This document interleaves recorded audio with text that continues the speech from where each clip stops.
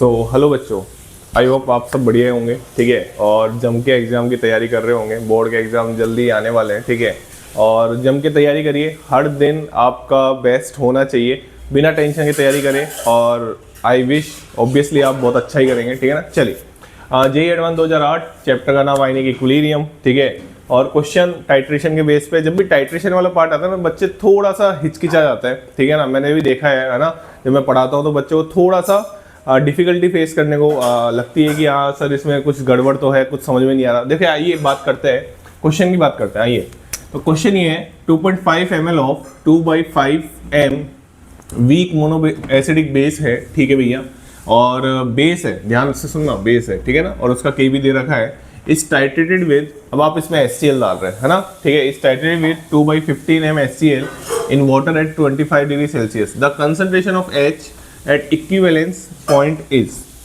मतलब बेसिकली आपको ये समझ में आ गया होगा कि आप क्या कर रहे हैं।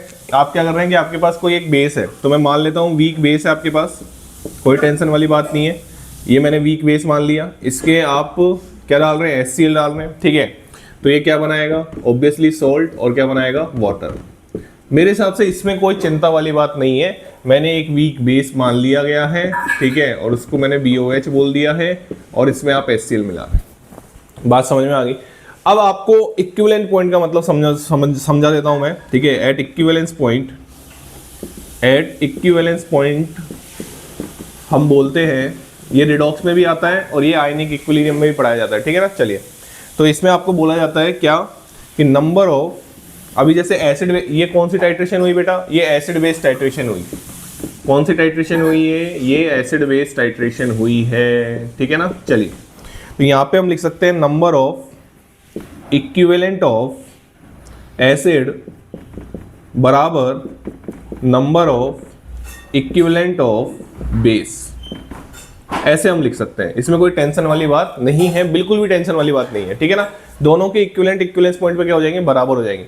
मैं आपकी जानकारी के लिए बता दूं कि अगर ये दोनों इक्विवेलेंस पॉइंट पे बराबर हो जाते हैं तो सॉल्यूशन में, मतलब जो आप जिसमें टाइट्रेशन कर रहे हैं उसमें केवल क्या बचेगा, ये बचेगा।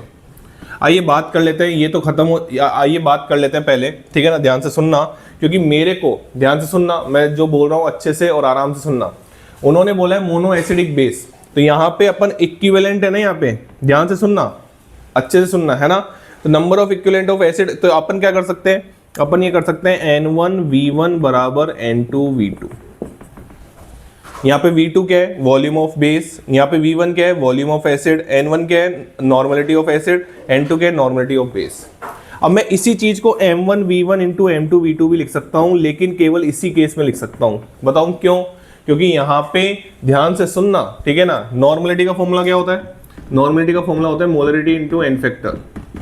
नॉर्मलिटी का फॉर्मूला ये होता है, यहाँ पे जो एसिड का एन फैक्टर है, एसिड, यहाँ पे एसिड और बेस दोनों का एन फैक्टर कितना है, 1 है।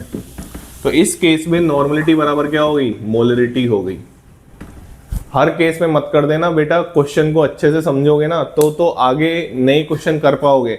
और अगर केवल सॉल्यूशन देख के आगे बढ़ जाओगे, केवल सॉल्यूशन देखने से क्वेश्चन नहीं होते हैं।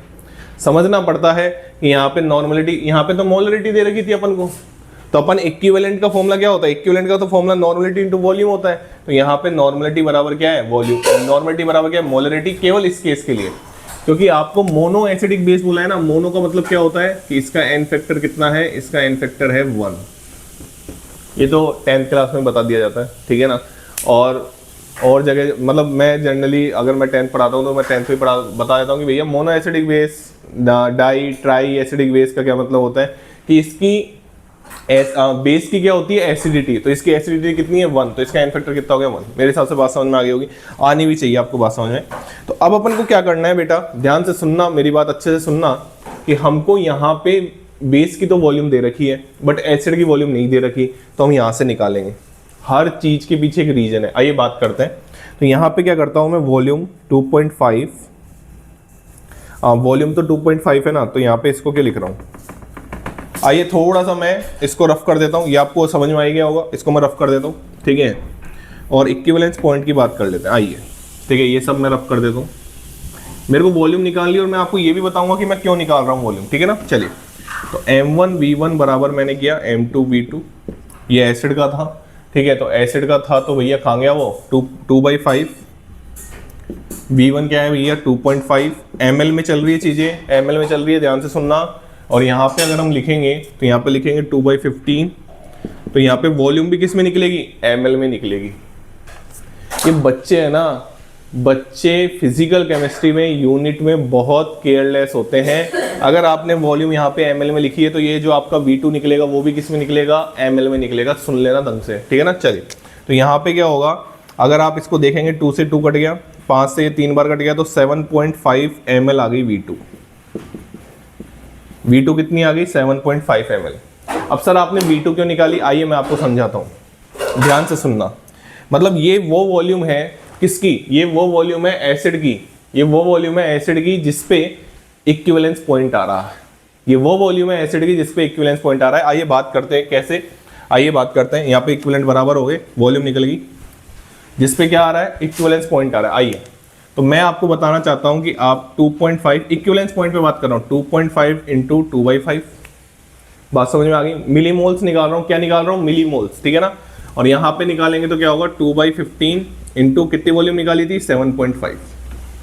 ये मैं क्या निकाल रहा हूँ, यहाँ पे लिख देता हूँ, यहाँ क्या निकाल रहा हूँ बेटा, मिलीमोल्स निकाल रहा हूँ। क्या निकाल रहा हूँ, मिलीमोल्स, ठीक है। चलिए, तो यहाँ से काटोगे तो मेरे हिसाब से 0.5 और ये 1 आएगा, ठीक है। और यहाँ से काटोगे तो ये भी कितना आएगा, 1 मिलीमोल आएगा।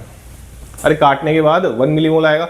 तो बताओ ये दोनों आपस में रिएक्ट पूरी तरीके से कर जाएंगे कि नहीं कर जाएंगे, जी हाँ कर जाएंगे। तो ये कुछ भी नहीं बचेगा, हाँ ये दोनों आपस में रिएक्ट कर जाएंगे और ये कुछ भी नहीं बचेगा, केवल बचेगा क्या, BCl, ये बचेगा।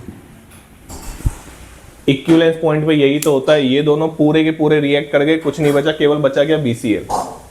अब मैं आपको समझाता हूं कि हमको वॉल्यूम की जरूरत क्यों पड़ी, क्योंकि ये आपका जो सॉल्ट है, ये आपका जो सॉल्ट है वो स्ट्रॉन्ग एसिड और वीक बेस का सॉल्ट है, स्ट्रॉन्ग एसिड और वीक बेस का सॉल्ट है। और आपसे इक्विवेलेंस पॉइंट पे H+ की कंसंट्रेशन पूछिए ना, ध्यान से सुनना, कॉन्सेप्ट बहुत शानदार है, इसलिए बच्चों को घबराहट होती है टाइट्रेशन से। ये सॉल्ट बना आपका, इसकी कंसंट्रेशन की जरूरत पड़ेगी, ये कंसंट्रेशन नहीं है, ये तो क्या निकले हैं, ये तो मिलीमोल निकले हैं, मिलीमोल। और अगर मेरे को इसकी कंसंट्रेशन चाहिए तो इसकी कंसंट्रेशन के लिए मैं क्या करूंगा कि हमको पता है कि millimole divide by volume in ml, तो मिली क्या हो जाता है, कैंसिल हो जाता है, ठीक है ना। तो यहाँ पे क्या जाएगा 1। हाँ भाई, क्यों निकाली थी वॉल्यूम, अब समझ में आ गया होगा। Total volume 2.5 plus 7.5, total volume लिखनी है, क्या लिखनी है, टोटल वॉल्यूम, ठीक है ना। तो यहाँ पे कितना हो जाएगा 1/10, तो ये हो जाएगी इसकी कंसंट्रेशन 0.1।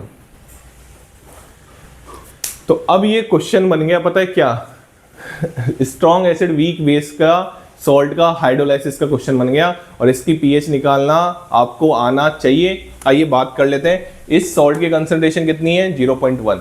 और सिंस ये स्ट्रॉन्ग एसिड वीक बेस का सॉल्ट है, इसलिए इसका हाइड्रोलाइसिस भी होगा, और हाइड्रोलाइसिस वीक पार्ट का हाइड्रोलाइसिस होता है, ये मैं पहले ही बता चुका हूँ, ठीक है ना। चलिए आगे बात करते हैं, अब इसको मैं रफ कर रहा हूँ। आइए, अब इस क्वेश्चन में तो कुछ नहीं बचा, अब ये सॉल्ट का पार्ट बच चुका है। आइए बात कर लेते हैं, कोई टेंशन वाली बात नहीं है। सॉल्ट का कौन सा पार्ट वीक है बेटा, अरे भैया सॉल्ट का कौन सा पार्ट वीक है, B+ कहाँ से आ रहा है, BOH से। बताओ Cl- कहाँ से आ रहा है, HCl से। कौन से पार्ट का हाइड्रोलाइसिस होगा, इसका, क्योंकि ये कहाँ से आ रहा है, वीक से। स्ट्रॉन्ग पार्ट से हाइड्रोलाइसिस नहीं होता, तो इसका हाइड्रोलाइसिस करवा दो, B+H2O, आराम से करवाओ, धक्का मुक्की नहीं, BOH और साथ में क्या बनेगा, H+।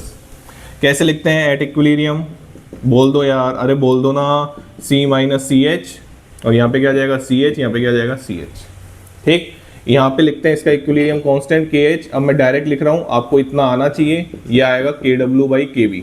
एक वीडियो में मैं समझा भी चुका हूँ एसिड का, ऐसे बेस का आता है, ठीक है ना। ये जो मैंने डायरेक्ट लिख दिया ना, वो आपको मैंने एक वीडियो में एसिड का KH लिखना सिखाया था, सिमिलरिटी वीक बेस के केस में भी है, ठीक है ना। चलिए, तो यहाँ पे हाँ KH बराबर आप लिख सकते हैं CH इंटू CH, वाटर को तो कंसिडर करते नहीं है, ये तो सॉल्वेंट है यहाँ पे, तो यहाँ पे क्या हो जाएगा CH² / 1 - H, और इसको बराबर कर सकते हैं KW/KB। दोनों की वैल्यू दे रखी है, के बी ये रहा, के डब्ल्यू ये रहा, 25 डिग्री सेल्सियस पे दे रखा है, कोई टेंशन वाली बात नहीं है। लेकिन अब दिक्कत है, पता है क्या? अब बच्चा फिर यहाँ पे दिक्कत है, यहाँ पे पता क्या दिक्कत है? यहाँ पे दिक्कत है, सुनना ध्यान से, कि कई मैक्सिमम सी क्या निकली थी अपनी, सी 0.1 निकली थी, ठीक है, 0.1 मोलर। तो यहाँ पे क्या दिक्कत है मैं समझाता हूँ आपको। 1 माइनस एच बराबर 10⁻²। अब आपको पता है हम क्या करते थे हमेशा, 1 माइनस एच को 1 मान लेते थे। लेकिन जब आप 1 माइनस एच को 1 मान लोगे ना, तो इसको जब काटोगे तो यहां से h निकलेगा आपका, मेरे हिसाब से 0.1 से 10⁻h √0.1 निकलेगा। और इसकी वैल्यू 0.05 से कम नहीं आएगी। तो ये आपको ध्यान, मैंने सही किया है, यहाँ पे इसको 1 कर दिया, ये कटेगा 0.1 बचेगा, 1/10 बचेगा, ठीक है। तो इसकी वैल्यू आप नेग्लेक्ट नहीं कर सकते। यही क्वेश्चन में यहाँ पे भी थोड़ा सा तड़का डाल रखा है क्वेश्चन ने, ठीक है ना। तो आपको यहाँ पे क्या सोल्व करनी पड़ेगी, यहाँ पे आपको सोल्व करनी पड़ेगी क्वाड्रेटिक। क्या सोल्व करनी पड़ेगी? क्वाड्रेटिक। लिखो, इतना लिखो पहले, चलो।